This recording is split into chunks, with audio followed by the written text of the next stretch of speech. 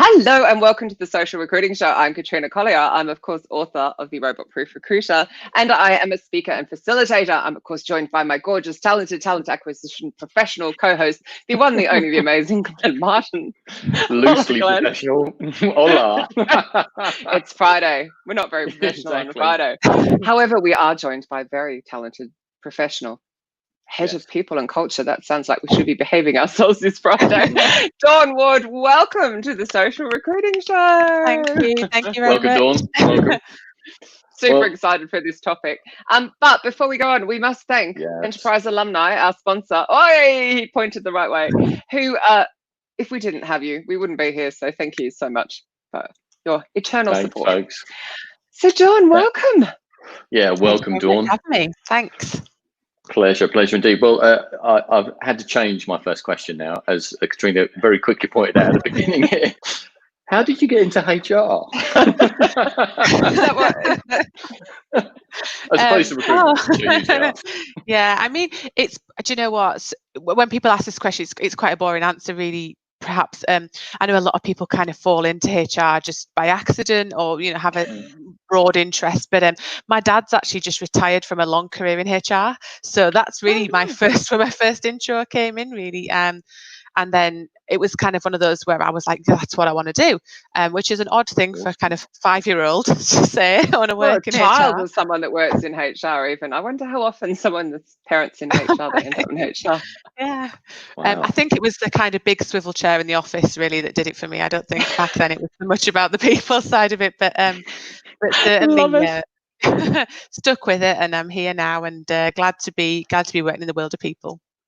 So what does head of people and culture kind of mean? Yeah, I mean, do you know what?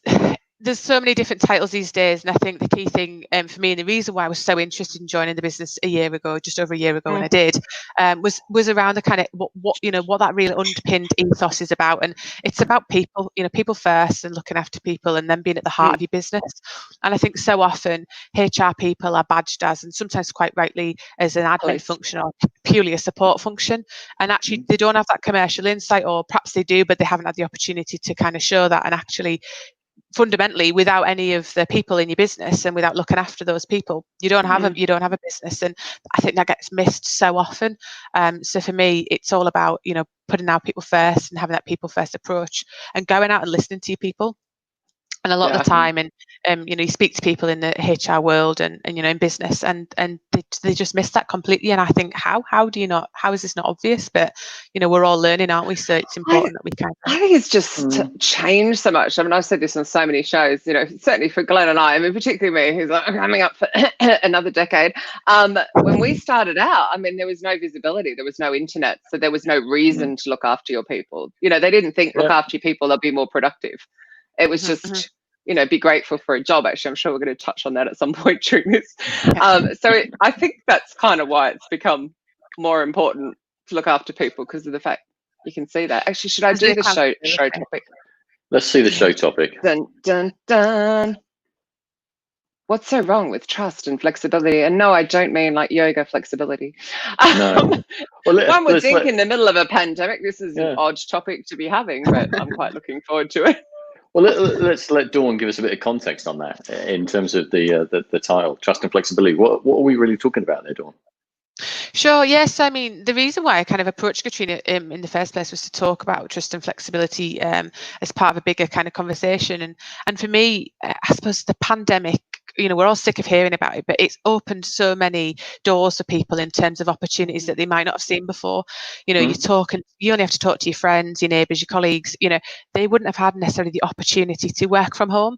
And all of a sudden, this forced flexibility has meant we've all been either you work from home or you can't work at all, essentially, unless you're in obviously certain key services. So I'm hearing from, like say friends, family members, and people outside of our business saying, God, would never have had this chance before to even think about working from home. I would have had to plan a speech to my boss for at least 3 weeks of how I'm still going to get something done on that one afternoon. For that one day, Yeah, so I think it's kind of crazy. I get so much more done because it's quiet. Well, actually, not currently because of the scaffolding, but normally it's quiet. So I get more done. So I find it crazy. Can I just show you? We've got a love going on here for you from Liz B. Well said, Dawn. I think that's when you were describing people. And lots of hellos to everybody. So Awesome. Yeah, I think, the flexibility and the trust thing, they come hand in hand, don't they? I think if you're in isolation, they're not going to work. If you're an ultimately flexible business, but you've got no trust, that's going to fall down. If you trust your people, but you're not flexible, they're going to leave because they're going to go, do you know what? It's a great place to be in terms of you trust me to do stuff, but then you won't trust me to be at home. That's they're two different messages. You have to kind of get that foundation right. Trust your people. It's a bit like, if you had a friend who said, I don't really trust my partner, I don't know what's going on, you'd be like, if you haven't got that, you've got nothing. It's exactly the same concept, different parameters, obviously, but absolutely the same concept. You've got to trust people fundamentally to get that right and to get that kind of foundation in place. Actually, that's so true, isn't it? If it was a friend with a partner, you'd be going, yeah, well, that relationship will be over in a year. I'll just put bets on it now with my other friends, but you don't think about that at work. Gosh. Isn't there a bit of a separation here in so much as the business may have a policy that offers an employee flexibility, but then it's on the leader to actually offer, actually say yes to that flexibility. So sometimes the business is like, yeah, cool, we're happy for people to work flexibly, we're happy for people to work at home. Then it comes down to the leader or manager to go, well, actually, does that or doesn't that work for my particular team? Now, dependent on your leadership style, you may be very good at kind of I guess managing matrix teams both in office and remote. But if your leadership style is only good in person, you're going to massively struggle with the idea of people being remote, right? Yeah. So absolutely. how do you think kind of HR can get involved in that conversation to make that work? Because ultimately the employee's losing out in that situation, aren't they?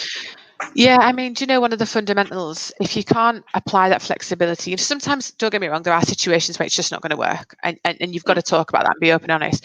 But if people don't feel comfortable even asking the question because they know it's going to be a no, then what else aren't they telling you? What your people, they have the knowledge that you can unlock that and you can utilize it, or you can not make it an open and honest culture, and then they're not going to talk to you about their ideas, and you're going to miss out.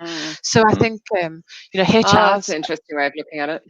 Yeah, I mean, they've got to be comfortable to even ask, because you know what? I bet if you asked a lot of people 6 months ago, they probably wouldn't have even asked, because they just said it'll be a no, or they'll question my commitment. I hadn't thought of them like holding back other information because they thought, well, something so basic was going to get a no, so therefore I'm not going to share ideas because they're going to get a no. Wow, I hadn't thought of that. That's so cool. Yeah. I think HR's role is kind of, we're supposed to be that overarching conduit between people and business, and joining those dots and being a key stakeholder and making sure those decisions are appropriate for everybody. And often HR becomes, like I say, an admin function, either through behaviours or just historical practice. And actually our role is to talk to people, understand what their challenges are, make people feel comfortable. I hear all the time, or have heard a lot, people saying, but if I say yes to this one person, then what happens next? We'll get a flood of people asking. But I'm like, well, if you can do it and if it works, it's a problem. If you can't do it, be honest about why you can't, have that adult conversation. Yeah, totally. And I think the technology is there anyway, really, even if everybody had this whole, everyone was out of the office for one day, which we now proved. Are we saying then, because ultimately pre-COVID, like flexible working, working from home was kind of classed as a benefit, right? An additional benefit, like rewarded for tenure. You're now trusted, so therefore, et cetera. Post-COVID now, if I'm an employee looking for a new job and I'm like, hey, I want flexible working, and it's been proven over the last 3 months that can be offered in your company. What do you think? How do you think HR are going to sort of, I guess, approach that conversation with an incoming employee who wants it, a manager or leader that's kind of like, oh, well, I'd prefer us to return to the kind of in-office norm. How do you think you're going to manage? How do you think HR should manage that kind of conversation? I mean, it's about managing expectations, but ultimately, HR are there to facilitate. The decision maker needs to be the line manager. And the line manager therefore needs to have the skills, the tools, their kind of toolbox to be able to make those decisions. They need to be trusted to make the right decision. But fundamentally, if they're saying we're not doing it and I've got no good reason, then you need to be questioning whether that person's what is their motivation? What are they afraid of? And usually it comes back to that trust, because, well, how do I know they're going to be working? Okay, well, we can show you their outputs. So what's your concern? Okay, but how do I know they won't be off walking the dog for 2 hours? But if they're doing the work, why does it matter? Why does it matter? Yeah, why does it matter? It's so funny, isn't it? Like, people feel guilty because they're going, oh, I'm going to go throw a load of washing on. Yeah, but they'd stand making a cup of coffee in the office kitchen for 25 minutes and not think anything of it. Yeah. We take 2 minutes to throw a load on. I was talking to somebody this morning, and that's exactly what they were saying. Like, you wouldn't feel bad going to have a coffee in the office, but when you're at home and you miss a call because you've gone to make a coffee, you're like, oh my God, I've missed a call. And we're not just talking about working from home. It's like, some people can't work from home because their job is, I don't know, they're in manufacturing, they're on a production line, but that doesn't mean they can't work flexibly. That doesn't mean there's not other options available. Exactly. Glenn, talk about your pre-show thing, though, because I think that's actually slightly more relevant as we're going back, because that was really quite amusing. Yeah, people need to know what you were talking about. So just to kind of keep it vague enough, so I don't implicate anybody. But a friend of mine works in a kind of large global company, and he, all of the kind of teams have been working remotely, and they've obviously been kind of approaching coming back to the office with the kind of timetables and desk sharing, all the kind of COVID adherence. And then one of their kind of senior leaders in one of the kind of European offices just basically said to kind of all of his team, okay, cool, we're all heading back to the office. And it just blindsided everybody, because obviously certain people have got used to kind of working remotely. They wanted it to continue, and he'd kind of just no consultation with anybody. We're all coming back to the office. And so no offer of flexibility or part work from home, part of it, did they react with the appropriate F off like I would have, or? I think it was a mixed response. Some in the same ballpark as what you just said, Katrina, and some a little bit more measured in terms of, hey, look, kind of, could we not have a consultation about this first and foremost? So in the middle of that, Dawn, is HR. How would you have got to, I guess, lightly, delicately approach that situation? Because I would imagine it's happening elsewhere, right? This is not in isolation. This has happened elsewhere. It's certainly something I've heard from people, outside the company I work at. I've heard feedback from, people that I know, that it's kind of like, well, we're going back as soon as we can. Boris has said we can go back. Let's go back. But it's, I think it's our job to say, what is the rush? What, let's analyze the situation. What is the rush? You hear about companies who've had, huge productivity gains, absence has decreased, well-being's improved, people are engaged, people are happy, but they've made bumper profits as well, but yet they still want to go back, and it's like, but why? What is that? And I think, we've got to remember we're unpicking decades and decades and decades of behaviours. Thinking. I mean, I found myself, saying, I'm not going to go back to being like this, and da-da-da-da-da. And now the shops are open and everyone can get out and about. I found myself slipping back into ways that I said I wasn't going to, because frankly, we've had 3 or 4 months to adjust. It's not, compared to a lifetime or a career of being told you should work set hours in a set place. You can't unpick that overnight, but I think it's important for HR to, like you said, delicately kind of provide that context and say, well, hang on, fundamentally, we need to listen to our people. That's the first thing. We've got to talk to our people. You can't make these decisions unilaterally, because guess what? If they all turn around and say, well, bugger off, I'm going, what are we going to do? And people think there won't be a mass exodus, but there's definitely strength in numbers. And now that everybody's had that opportunity, you're going to have much larger proportions of people saying, I want to do this differently. Because I think there is a greater fear of being around people and getting ill, because remembering there's still not a vaccine. And, I don't want to be around people, compared to I could end up without a job. And I think there's still the companies thinking, oh, well, there's more unemployment at the moment, so we'd be grateful to have a job. I don't think people feel like that necessarily. If you ask somebody with great skills, you're always going to get a job. Definitely.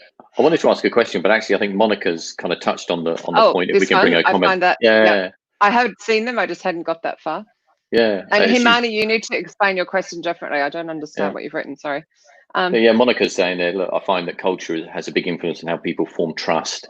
There is an unconscious preference to your own culture. What is your view on this? Do you know what? Like, unconscious biases and unconscious preferences is something that's, we're all becoming much more aware of. But that comes down to making sure you're talking to people and you're consulting, so you've got that diversity of thought. You can't be a decision maker on your own. If you are, it's not going to work. You know, we're talking about your example, Glenn, where you said, you know, big business and they've decided this is how it's happening, not talking to people. That's not going to be successful. That's not going to end well for anybody. You know, that's not the way we want, you know, businesses should want to operate. And actually, fundamentally, you've got to think about what's right for your people, because if you get that right, you know, you're halfway there. So I think you have to consult, you have to talk to people, and you have to listen. You can't just talk either. You've got to listen. I think when you were saying about the whole increased profits, increased productivity, all that kind of stuff, I think it almost needs to be each company looking at, have we got better, have we got worse? And then making a call on it. And I agree with you. I think they're just thinking, we'll get back in the office. They're not thinking about that side, which is a culture thing as well. Lewis has written a question. I was going to say, yeah, Lewis, yeah. What can managers do to ensure a fair and open appraisal process for virtual work versus office workers? Ooh. It's an interesting one. Lewis, yeah, interesting one. It's Friday. Yeah. That's a Tuesday question. Yeah. Do you know, there's so many ways to kind of combat that, isn't there? And I think I was having a conversation this morning about almost you're going to have a couple of subcultures within your culture, because you're going to have the people who maybe do get to go back to the office because they want to. You've got the people who might want to stay at home, and then you've got all your usual challenges of just managing cultures in teams and across businesses, geographies and whatever. But I think fundamentally, you know, you have is flexibility within a framework, isn't it? So, you know, treating people fairly doesn't mean treating people the same. It's about understanding their individual contributions and differences, and you know, actually getting expert advice as well, where you're coming up against situations where, you know, if something doesn't feel right, go out and ask, go and find somebody who can support you through that decision. Because I think we often look inward and go, well, that's our appraisal process, or that's our whatever framework. How can we apply that? And sometimes you can't apply it to all situations. We're in a changing world, aren't we? Everything's different compared to 6 months ago. So we have to be mindful of that. I think it's probably been quite a time of really showing companies where their weaknesses are in their management and their leaders. And actually, it's such an opportunity to call it, like, so the likes of Sue Ingram, for example, to come in and support, you know, all those kind of coaches and all sorts that really, that we've probably never really seen before, because it was hidden the structure of everyone's in the office. And yeah, do you know what? It doesn't have to cost a lot of money either. We're not saying, you know, some businesses got a big budget, great, they can throw money at situations, get expert advice, and God, that's a fantastic way you can afford it. But it doesn't have to be big things, but just going back to basics and looking at, you know, like you say, what's working and what's not working. And if it shouldn't make a difference whether someone has appraisal over Teams or whether someone has it face to face, because what goes behind it is what's important. You know, what happens over that period of time is what counts. Definitely.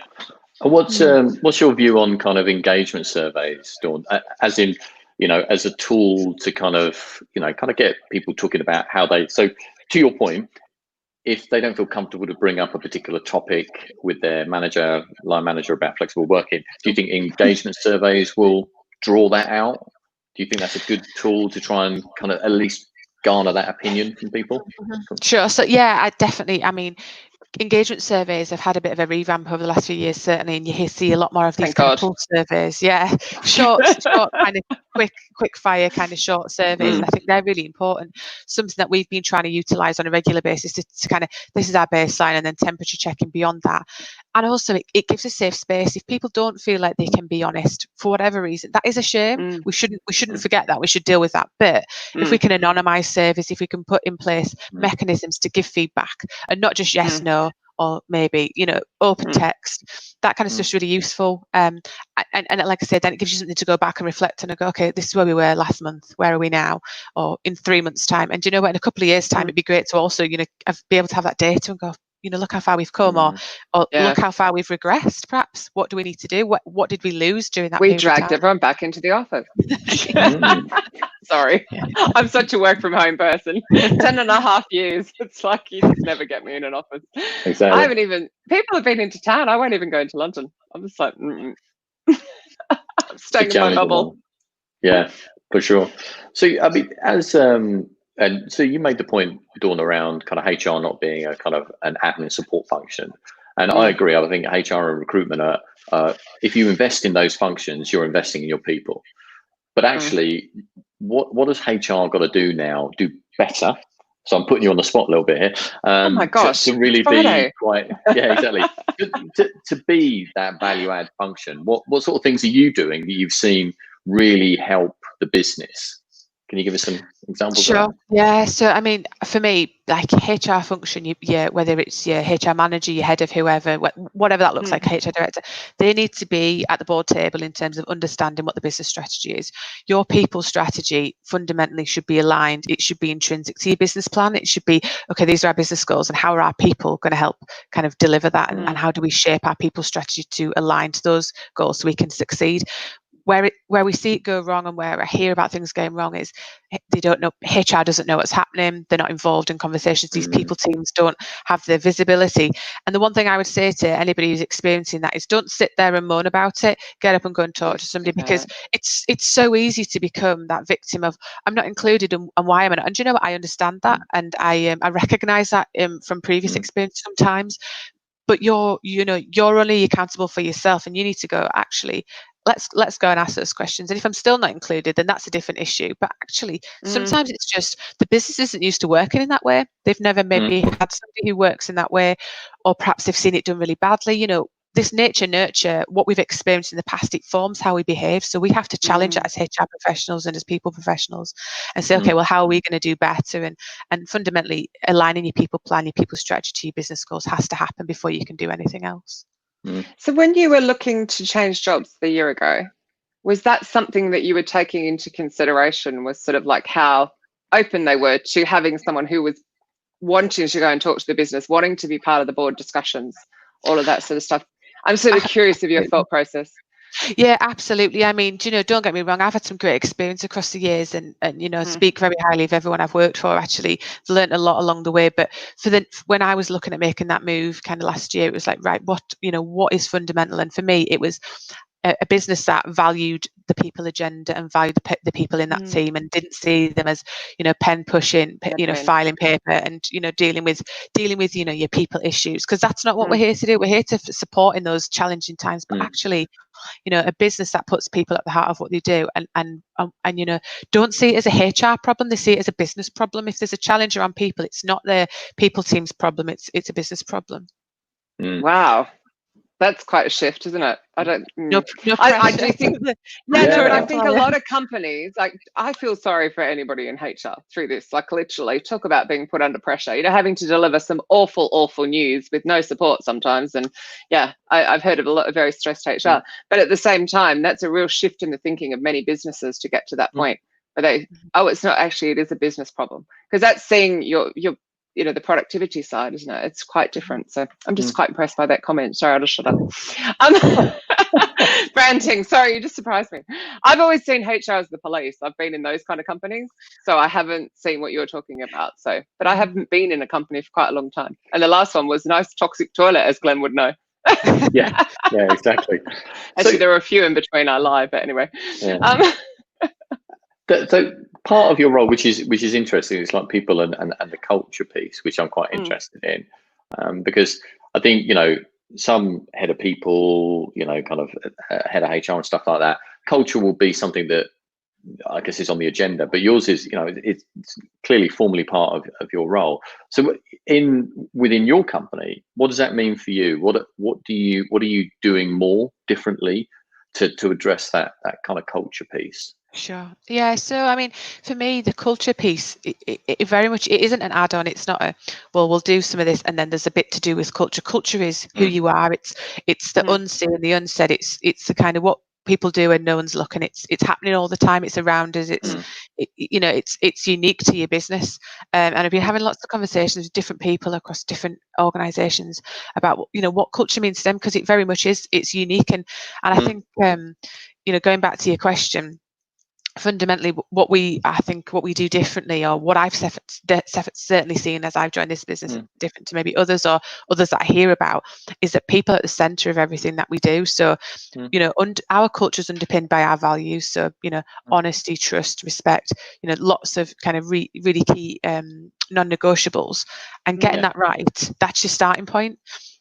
Where you find I suppose where we've kind of seen real positivity from that is people feel empowered to say, hang on, that's countercultural, that's not okay. And I'm not talking about necessarily senior people, I'm talking about whether that's your apprentice, whether that's, you know, your executive consultant, whatever level of the business, people recognize, I suppose what we feel sets us apart is our culture. And so therefore, if we're not getting something right, they'll call it out, and they won't go, oh, we'll pass that to Dawn or her team because it's a P&C problem. They'll say, okay, this is a business issue, what are we going to do to tackle it? And I suppose that involvement of people is really important. You know, people have got to have a say, and they form your culture at the end of the day. So, you know, you've got to listen to those people. So that's quite interesting. If I look at Debbie's comment here, that most employees are so conflict averse that they bite their tongues until they can't take it anymore and just quit, and no one knows why they left. That sounds like someone who's not in an organization like you're talking about, where you've created this trust that allows people to feel empowered to speak up. Has that come from the leadership team down, I assume? Like, they're obviously very trusting and open, or absolutely. I mean, it comes from our founders and from our business owners right through. You know, from day one, 26 years ago, that's what the business was founded on. And you know, I haven't been there 26 years, but I've spoken to people who have, and I'm speaking to people all the time who've worked with us. You know, we've got people who've very, very long service with our company, and you know, don't get me wrong, we're not perfect. We don't get it right all the time, but fundamentally, this was a day one non-negotiable. That doesn't mean to say that businesses who aren't there and want to make a change can't. It's just, for us, it's not a gimmicky kind of, oh, well, you know, we'll say this, but actually it means this, or we'll say you have unlimited holiday, but really you don't. It's about, you know, fundamental day one, how do we want to run our business? And, you know, the people who founded our business and key stakeholders in our company will say, you know, this is not something that we'll negotiate on. This is how it has to be as we grow, as we went global earlier in the year out in Australia. We didn't want to lose that. It was fundamental to us. Yeah, that's so cool. I like that. I do feel for people though who, you know, I do feel for people who absolutely say, you know, I just quit because I didn't know who to talk to. I didn't feel like I could, or, you know, that conflict of it, I get that. But I suppose that comes into the development of your people and giving people the, you know, the tools, because we've all been there where we think, I'm not saying anything, it's not worth it. That's such a shame to feel that way. And that's a big loss for your company. I think it takes quite a lot of, can't find the quite right word, like self-acceptance, self-awareness, self-something, to be able to go, actually, do you know what, I can't. Like, I've always, I know Glenn has heard me say this before, there is no way I'd manage a team. Like, I would just be the worst person in the world, no matter all the work I've done and all the coaching I've had and whatever. I would just, but it's like to be able to say that, or to go, actually, no, I need help in this area. Because sometimes people, have you found that? Have you had a situation where, like, you do have a manager who's not trusting, and you're like, actually, it's their stuff? How do you broach that kind of conversation? Yeah, I mean, it's inevitable. I mean, one of the things when I was talking to people through the COVID stuff, where it was like, how are we going to trust people to do this? You know, talking to people in other businesses. I was like, what are you afraid of? Perhaps it's because you, like, I mean, I'm not going to name names, but somebody in particular I talked to, I was like, is it because you don't work hard when you work at home? Is it because you're not productive? Because, you know, could it be that? Could it be that, you know, you don't really put the effort in, and are you projecting that? Making the assumption that others are like that. Yeah, and you know what? I think, yes, I said earlier about, you know, we've had decades of working a certain way. I think something like 5% of people last year flexibly worked from home in the UK. So this is, you know, this is really new. So we, you know, you are going to get line managers who are like, I'm not comfortable. When I joined the company I'm in now, I was a bit like, oh, so my team just could work from home tomorrow, and how would I? But quite quickly I was like, oh, right, and it works, and it's been beneficial. So sometimes you just got to give it a go and trust people. I mean, I think we've all discovered with Zoom and Teams and all of this, if you really need to feel like you're in person, you can quite quickly. Yeah, you know, I think so. It's that kind of thing. I think Dawn makes a great point, in so much as we are trying to break apart decades of corporate culture that's based on presenteeism, being in an office, physically present. And, you know, we all collectively know, well, I know, I've sat in an office sometimes, I may be there, but I'm on social kind of scanning because I've done what I need to do for my day. Are you doing the presenteeism? Yeah, exactly. Yeah, you're doing the presenteeism. With in actual fact, that time could be really valuable for me for my personal life, and actually, you might get a few more hours out of me later on in the evening if because yours is a global company, right? So time difference and stuff like that. If I've got to speak to a colleague, I think it's the Sydney office you just opened. I've got to speak to a colleague there. Actually, I'm going to knock off at 4 o'clock, and then I'll jump back on because I know I'm going to be on at 6 a.m. to speak to Sydney. It's give and take, isn't it? People who are given the opportunity to kind of, I suppose, to a certain extent, craft what their working day looks like, will give back. If something goes wrong and they've got to work at the weekend, they'll do it because they'll go, do you know what? I know when I need that help, I'll get that kind of goodwill in return. And I've been unfortunate enough to suffer a bereavement during lockdown, which has been a weird kind of thing to navigate. But you know what? The fact that I could just take the time out and get on with what I needed to get on with and deal with what I needed to deal with, and the business asked no questions because he trusted me.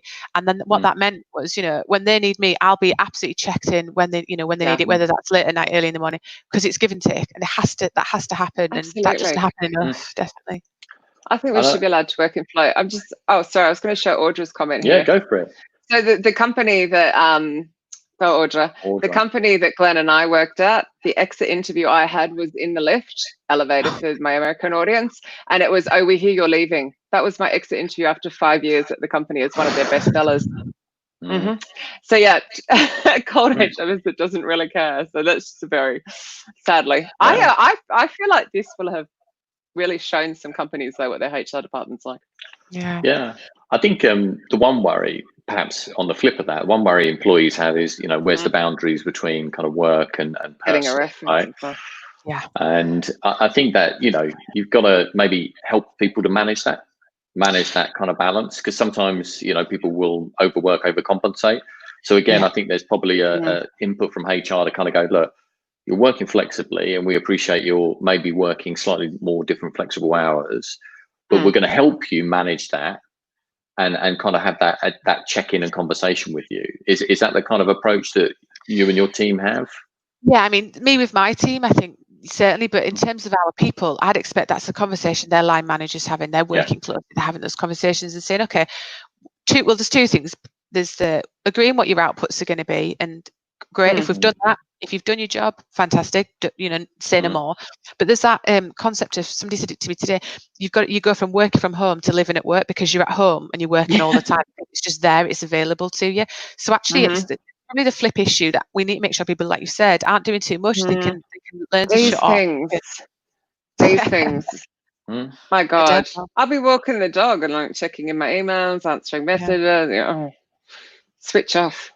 Quite hard. I find that ending the day, that's actually one of the biggest things I've learned over 10.5 years, is to try and have an end time and try and have it where you're not seeing the work in the evening. So not seeing your office setup, which is so hard for people that don't have a space for that. Definitely. So Dawn, would you, I mean, it sounds like you do this, obviously the conversation is there to be had between the line manager and employee, but do you think HR has a responsibility to put some training in place? Because like I say, this is new for some leaders, some managers to manage people remotely. And I'm not being funny, if Dawn or Katrina are working a few extra hours and I'm getting some additional output, that's good for me and my team, right? So not if they burn out, it's not. That's my point, because I'm not looking at the burnout, I'm looking at the additional productivity at the moment. I'm thinking superb. Oh, sorry, I'm on LinkedIn Live, aren't I? So my point is there a responsibility for kind of HR or the business to put that training in place so everybody understands how to manage that process? Yeah, absolutely. It's definitely a topic we've been talking about. Leading remotely is something that for some people is brand new. And like you say, if I'm the line manager and the work's getting done and the workload's, I'm like, wow, this works. And first of all, that kind of that buzz you get from, you think that's brilliant. But yeah, like Katrina touched on, you've got to look underneath that. We can't have people getting burnt out. We can't have people not taking breaks. And it does happen quite easily. So there's absolutely business responsibility, as there always is with any like leadership challenge, but certainly developing your leaders and giving them the skills. And fundamentally, when I think about it and you try and unpack it all, because there's a million things you could say, you just got to talk to people. If you're talking to people regularly and you're having quality conversations, you're going to tease it out. I might say I'm okay one day, but if someone's having a proper conversation, you'll get to know people. You'll be able to pick up on some of those things that aren't said. But yeah, there's definitely a business responsibility and those conversations will lead to the trust, which will make you feel, well, let them do what they want with the flexibility. I've said it time and again. I think the responsibility on leaders now and managers is massive. The scope of what they need to kind of appreciate and manage and guide and sort of advise on is so increasing. So that managers, because they're working from home. Yeah, I think that, well, there's a multitude of things that need to be considered now, right? Mental health, the stigma of that is now sort of passing. That never used to be something that, a manager used to be worried about. Mental health, what's that? Does that mean they're going to go off sick? So I think the scope now is a lot broader. That's still a toughie, because it's still like, is the employee saying, well, I'm passing my mental health responsibility to my company as well? So it's a bit like, okay. But an awareness and appreciation. Because I would never have thought that my company was responsible for it. I know we had this show, was it last week with Ted? When did we talk about this? Ted, a couple of weeks ago. Yeah. But I'm just saying, I think, HR now have probably an increased responsibility to support leaders and managers in that sort of, kind of developing their leadership style with all the things that they need to consider, right? Absolutely. I mean, there's definitely, I've seen a shift in the recognition of having a really effective people function, because they are there to support line managers and people alike. And, you're right, when you're talking about mental health as a specific topic area, it's huge. People, my experience is people don't think it's a company problem, but we should treat it like it is, because if our people are not okay at home or not okay in their personal lives, they're not going to be effective at work. Actually, people, you'll find this, people tend to keep stuff to themselves and they don't want to make it a business problem. But actually, our role is just to provide the tools and support. And I think thinking about what leaders have to deliver these days, it is huge, but there's also huge rewards. And I think actually a lot of the answers, most of the answers, if not all, come from your people. Listening to those boots on the ground, whether it's operational people, whether it's your office staff, whatever that looks like, listening to what they've got to say, because they often have the key to unlock a lot of the answers. We don't do enough listening. Yeah, that's so true. Yeah. I didn't mean to sound harsh on that, by the way. It was just no, I understand. No, I actually do see, I do agree with you in the respect of, because they're now seeing into people's homes, right? So we had the discussion before we came on. You've got 2 dogs, I've got 2 dogs. Mine both have been kicking off. I even threw a pen at one a minute ago to get him to stop doing what he was doing. I was like, what can I throw at him while I was in the middle of the show? Professional. It didn't hit him but hard, by the way, and if anyone rings Spotsy. But that's just one element. And then you've got obviously children and all of this that come into it. I guess that's an extra. I would have thought all the rest was already there. But I think also it's been fascinating to watch the Zoom fatigue come up really fast. How fast companies have had to realize actually we have to change that. I think it's to your point, Katrina, you're absolutely right. The company isn't responsible for somebody's mental health. But the leader, I think, does need to set up the context and the framework and the safe space to have a conversation around that. Yeah, exactly. If somebody wants to bring that to the table, and to Dawn's point, I think, kind of being conscious of perhaps some of the challenges that people have working from home, responsibility of children, that sort of thing. How can you support them? Because that will impact their kind of mental well-being and stuff like that. Yeah. Anyway, we're talking a lot now, Katrina, and we need to get Dawn back in the mix. Here's a great comment from Monica. We'll get Dawn to read it out. No kidding.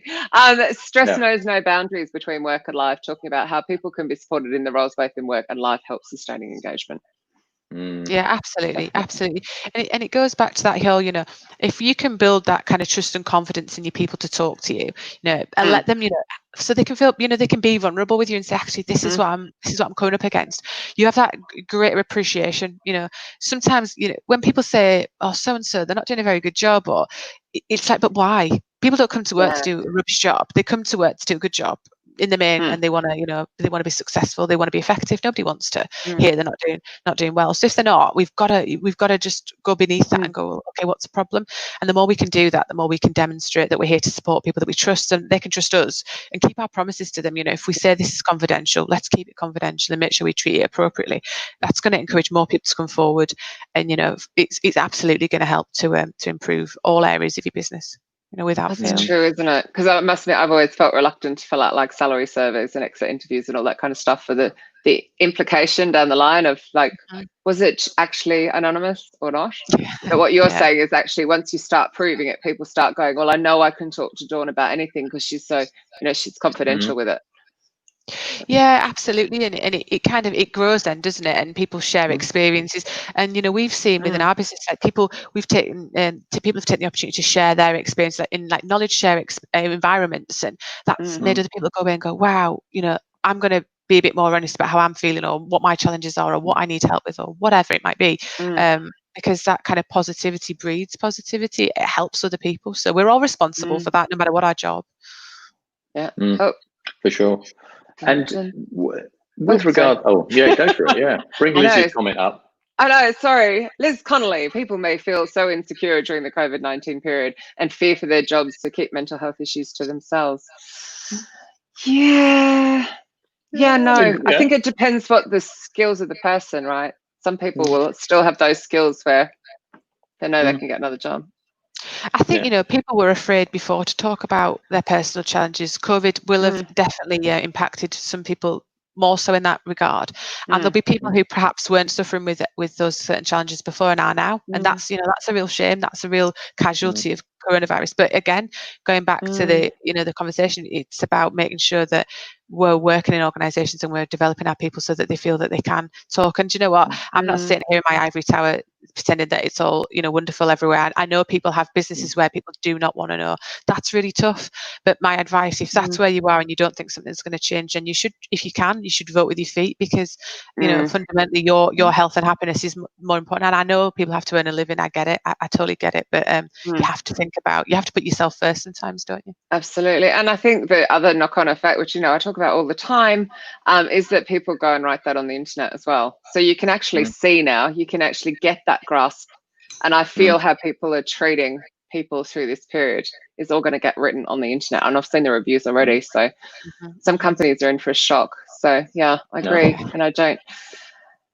Sorry. I just have another question for Dawn, just in terms of HR being visible, right? So one of the accusations of HR is, they're always kind of quite insular, sort of segmenting off for the business and stuff like that. How are you visible within your business? What do you do to kind of make HR visible? How do you advocate for HR? Okay.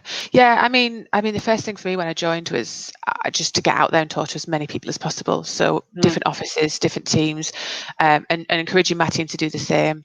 We're not perfect at it, but certainly I think there's been a step change in terms of, making sure that we're having those conversations, across the business, not just within certain sector or within if you're in a leadership team, having it with the leadership, you should be speaking to everybody and getting out there as much as you can. You're physically being present where you can is great, but obviously at the moment it doesn't mean that there's an excuse to hide behind. And I think so often people do sit in their kind of their box and go, right, well, I've got to do this, so I'm going to focus purely on that. Well, actually, if you're in a HR role, if you're in a people role, you have to get out there and talk to people. You have to, be seen to be heard. You know what I mean? It's not going to come to you. People aren't going to come knocking on your door if you don't put yourself out there. I think that's why I like you calling it head of people rather than HR, like that people function. Yeah, exactly. Where talk to the people. It's just rather than being a resource. I quite like that. We're so running out of time. Okay. Yeah, I know. Just before we ask you for some final question, I'm sure Glenn has one clued up. Next week we are talking to Mervyn Dinnan. Mervyn Dinnan has been on the show before many, many, many years ago, and I interrupted him quite a lot that he didn't appreciate. So I'm planning to interrupt him a lot next week. He is coming on probably to chat about his second book, Talent Management, during this and all sorts of stuff. So I'm quite excited about that. He's one of my oldest friends. Sorry, I just had to get that in. Same time next week. Glenn, go on, ask your curveball question. I knew it was coming. Well, it's not a curveball. You always have it. You do. You actually normally have it at 25 past. Yeah, I was just curious if Dawn thought HR post-COVID had any particular major challenge that was not there pre-COVID what has kind of post-COVID world thrown up with you, kind of like, wow, okay, so that's a new one, and we're going to really have to kind of tackle that. Mm-hmm. That's a really good question. I mean, do you know, I don't think there's anything that probably wasn't there before. It's just we weren't necessarily aware of it. And I think the big thing is that we've got to open our eyes and look at what's kind of right over there, not just what's right in front of us. I'll be the first person to say, when I heard about coronavirus, I was like, that's in China, we're going to be fine. I mean, how wrong was I? So I think we have to be pushing ourselves to kind of open our eyes beyond the traditional model of HR. You have to kind of look at that and think, right, okay, what's coming? Yeah, I think the flexibility thing will be the biggest. Straight up, people just flatly refusing to come back in, and how do you tackle that? And from an employment, like a law point of view as well, even like how do you handle that? I think that'll be huge. That's going to be interesting to see how that all pans out for sure. I think there's going to be some interesting case law that kind of starts to trickle through. Because I don't even have like real fear over it, but I refuse to go into town at the moment. It's a 20-minute train ride, and I just won't do it. So it's like, I kind of get it. I get that a lot of people don't want to go back. Definitely, yeah. Interesting times. Yeah. Cool. Wicked. That was you were it. so going to ask another question. Sorry. Dawn, you've been just amazing. This is the absolute topic, guys. Give her a round of applause, though. This is the first time you've done one of these, right? It is, yeah. Thank you so much. You've cherry on the social recruiting show. Yay!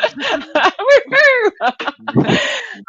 Mervin's given me permission to interrupt him next week. I tell you what, I'm the worst at it. I love cutting people off. Oh man, I don't even know I do it. But I love him to bits. It's going to happen. Thank you, Dawn. You were absolutely amazing. Nobody would have had the faintest idea you'd never done that before. So it clearly got a future on video. Thank you all for listening, of course, and all of your wonderful questions. And of course, to our sponsor, Enterprise Alumni. Again, we would not be here without you. So thank you so much for your support. We shall see you all next week with Mervyn Dinnan, who's given me permission to interrupt him at 3 p.m. UK time. Did I get it right? 10 a.m. Eastern, 7 a.m. Pacific. I get into trouble with him all the time. Yeah. Anyway, she nailed it. Look at that. Debbie's support. 4 p.m. Central. It's Friday. I'm getting distracted by the dogs, if I'm honest. Anyway, thank you, everybody, and we shall see you next week. Bye, guys.